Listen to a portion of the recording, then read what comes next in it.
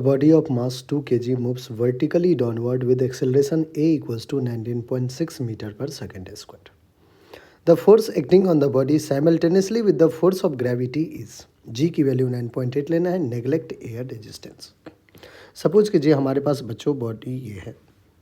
अब ध्यान समझिएगा, ये बॉडी कितने एक्सेलरेशन से नीचे डाउन मूव कर रहा है, तो वर्टिकली डाउनवर्ड 19.6 मीटर पर सेकेंड स्क्वायर से मूव कर रहा है।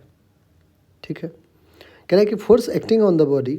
अब कौन कौन सा फोर्स, अगर इसका मास 2 kg है तो मास m इंटू जी एक फोर्स तो लगेगा ही, फोर्स ड्यू टू ग्रेविटेशन। कह रहा है कि the force acting on the body simultaneously with the force of gravity, एक और फोर्स लगेगा। और ये चीज़ आपको एक्सेलरेशन देख के बच्चों समझ में आ भी रहा होगा, सिर्फ अंडर ग्रेविटी नहीं हो रहा। अगर अंडर ग्रेविटी होता तो एक्सेलरेशन 9.8 होता, ना कि 19.6, है ना। इसका मतलब एक और कोई फोर्स लग रहा है along with force of gravity.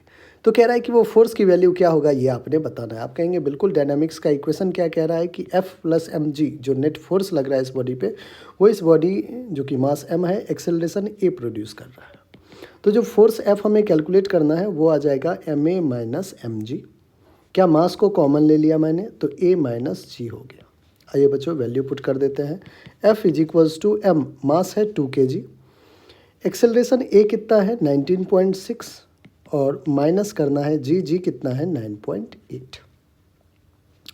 तो 2 इंटू 19.6 में से माइनस करेंगे 9.8, 9.8 हो जाएगा बच्चों। 8 2 जा 16, 6 9 2 जा 18 प्लस 1 19, दैट इज 19.6 न्यूटन जो है आपका वो एडिशनल फोर्स है। 19.6 न्यूटन हमारा कौन सा ऑप्शन है बच्चों, तो ऑप्शन नंबर ए है, और यही हमारा क्या है बिल्कुल करेक्ट आंसर भी है।